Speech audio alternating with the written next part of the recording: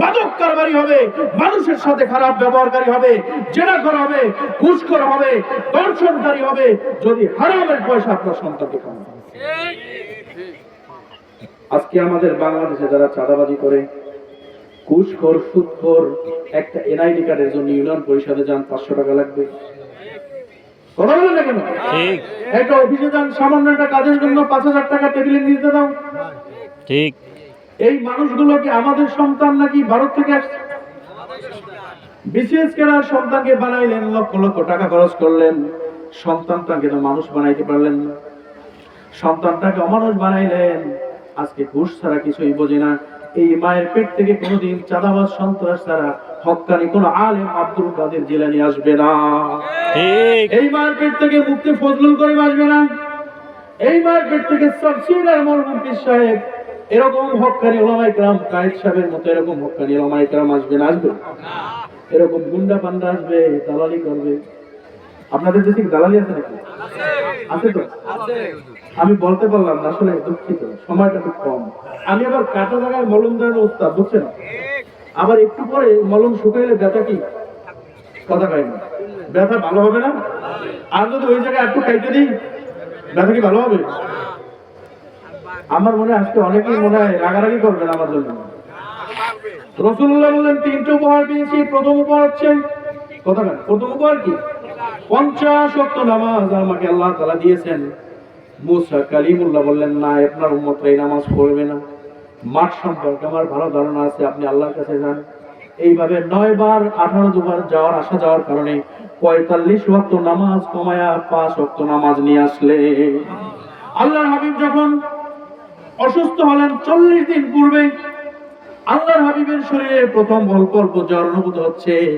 আল্লাহ রাসূল অসুস্থ হচ্ছেন, আস্তে আস্তে সময় বাড়তেছে। হাদিস শরীফে আছে 5 দিন থাকা অবস্থায় রাসূলুল্লাহর অসুস্থতা এত পরিমাণে বাড়লো, রাসূলুল্লাহ বারবার জ্ঞান হারিয়ে ফেলতেছেন।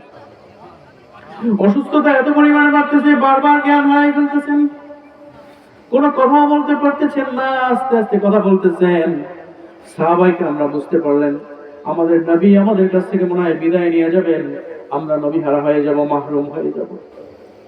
কার মুখের দিকে তাকায় 2 দিনের ক্ষুধা নিবারণ করব, কার মুখের দিকে তাকাইলে সব দুঃখ কষ্ট ভুলে যাব। আমাদের নবী মনে হয় আমাদের কাছ থেকে বিদায় নিয়ে যাচ্ছেন, মাহরুম হচ্ছেন। এই মদিনার বুকে কার কাছে যাব? কে আমাদেরকে মাথায় হাত বুলায় দিবেন? কে আমাদেরকে দুঃখের সাথী হবেন, সুখের সাথী হবেন? কে আমাদেরকে সবগুলো সান্ত্বনা দিবেন? রাসূলুল্লাহ শেষ সময় যখন উপনীত হয়েছেন, 2 জন সাহাবার কাঁধে এসে ভর করলেন যে রাত্রে মারা যাবেন। ওই দিন বিকাল বেলা সর্বশেষ আসরের নামাজটুকু আদায় করার জন্য 2 জন সাহাবায়ে কেরামের হাতে ভর করে এভাবে মসজিদে নববীর দিকে রওনা হলেন। গিয়ে দেখলেন ওই স্থানে সমস্ত সাহাবায়ে কেরাম, আবু বকর, ওসমান, আলী, সব সাহাবায়ে কেরাম এরকম বসে আছে রাসূলুল্লাহর জন্য। রাসূলুল্লাহ বলেন, আবু বকর তুমি দাঁড়ায় যাও, আমি বিশ্বনবী মুহাম্মদ রাসূলুল্লাহ আমি শেষবারের মতো দেখতে চাই। আমি নবী দুনিয়ায় থাকবো না, কিন্তু আমার মৃত্যুর পরে কেমন করে এই দুনিয়ার মধ্যে, এই জমিনের মধ্যে নামাজটা কেমন করে প্রতিষ্ঠিত হয়, কায়েম হয়, তোমরা কেমন করে জামাতে নামাজ পড়ো, সেটা আমি দেখতে চাই।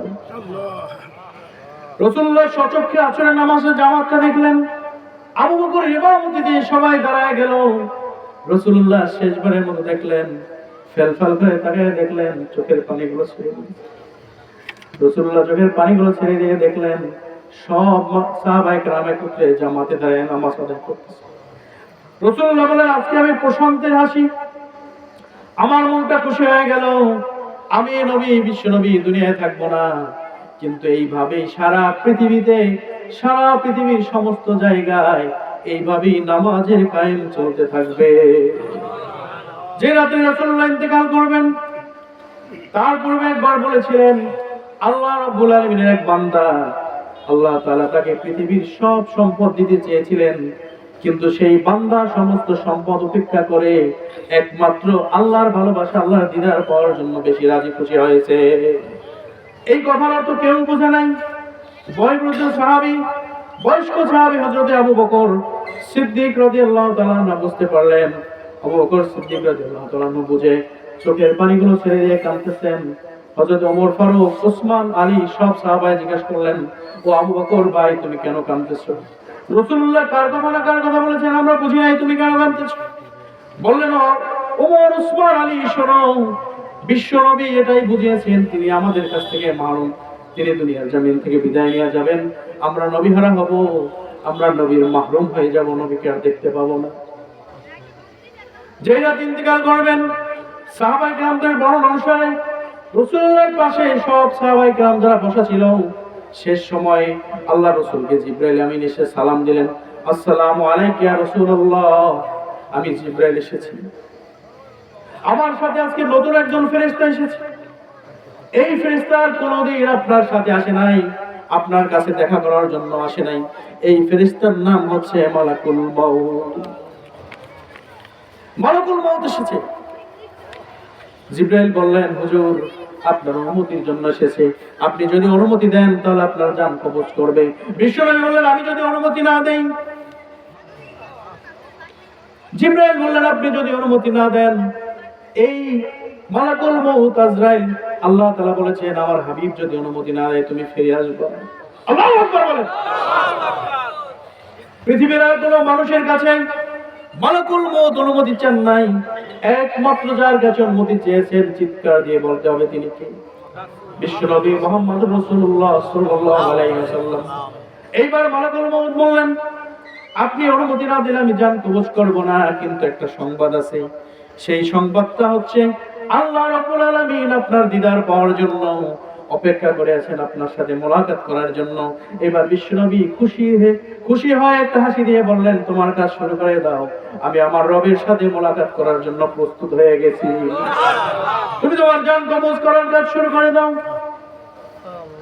রাসূলুল্লাহ যখন বিদায় নেবেন, সেই সময় যে কথাটা বলবেন রাসূলুল্লাহ ইন্তেকালের সময়, সাহাবায়ে কেরাম বললেন, মেয়ের কথাও বললেন না, কলিজার টুকরা হাসান হুসাইনের কথাও বললেন না, আবু বকর, ওসমান, ওমর, আলী কারো কথা বললেন না। আল্লাহ রাসূল মৃত্যুর সময় শুধু একটা কথা বারবার বলেছেন, আসসালাত আসসালাত আসসালাত ওয়া মা মালাকাত আইমানুকুম, নামাজ নামাজ নামাজ, তোমরা নামাজ ছেড়ে দিও না, তোমরা নামাজ ছেড়ে দিও না, এটা আমার সবচেয়ে বর্ণালিত স্বপ্ন, আমার মৃত্যুর পরে তোমরা এই নামাজটা প্রতিষ্ঠা করে রাখিবে। কারো কথা বলেন নাই, আবু বকর, ওসমান, ওমর, আলী কারো কথাও বলেন নাই, মা ফাতেমার কথাও বলেন নাই, আয়েশার কথাও বলেন নাই। মৃত্যুর সময় আরেকটা বলেছেন, মা আয়েশাকে বললেন, আয়েশা রে তুমি একটু আমার কাছে আসো, তোমার পায়ের উপর আমি একটু শুইতে চাই। আয়েশা বললেন, রাসূলুল্লাহ ইন্তেকালের পূর্বে আর তেমন কিছুই খান নাই। আয়েশাকে বললেন, আয়েশা তুমি কি করতেছো? আয়েশা বললেন, আমি মেসওয়াক করতেছি। বলো তোমার মেসওয়াকটা একটু আমার কাছে দাও। আয়েশা বললেন, মৃত্যুর সময় বিশ্বনবী মুহাম্মদুর রাসূলুল্লাহ ওই মেসওয়াকটা চেটে চেটে খেয়েছেন। আমি আয়েশার লালাটা নবীর মুখের মধ্যে গিয়েছিল, এত ভালোবাসা স্ত্রীর প্রতি ছিল। আর কিছু খান নাই। আয়েশাকে বললেন, আয়েশা আমার ঘরে ছোট্ট ছোট্ট স্বর্ণের কিছু টুকরা ছিল, ওই টুকরাগুলোর খবরকে একটু এনে দাও। আয়েশা বললেন, এনেছি। আমি মৃত্যুর পূর্বে এই সমস্ত টুকরাগুলো গরিব মিসকিন ইয়েতিমদের মধ্যে দিয়ে দাও, কেউ যেন বলতে না পারে নবী মুহাম্মদ মৃত্যুর সময় 1 টাকার সম্পদ তার ঘরে রেখে গেছেন। আমি নবী এই কলঙ্কের দাগ নিতে চাই না, মৃত্যুর সময় 1 টাকাও তার ঘরের মধ্যে রেখে যান না। ভাইরা আমার, দীর্ঘ তাফসীর করব না, আজকে 2টা প্রোগ্রাম করে আসছি, এমনিতেই ক্লান্ত। আপনাদের দেখে কেমন যেন একটু ভালো লাগলো, সুস্থ হয়ে গেল। কি বলেন, আপনারা কি খুশি? এখনই শেষ করব। আজকে আমরা যে তাফসীর শুনলাম সূরা মাউনের, আপনাদের কি মনে আছে? যদি আল্লাহ তাআলা আর কোনো প্রোগ্রামে আপনাদের আশেপাশে কোনো এলাকায় দেখা হয়, এখানে যারা আছেন তাদের কিন্তু আমি ওই দিন ইনশাআল্লাহ পরীক্ষা নেব। ওই পরীক্ষার জন্য প্রস্তুতি আছেন তো সবাই?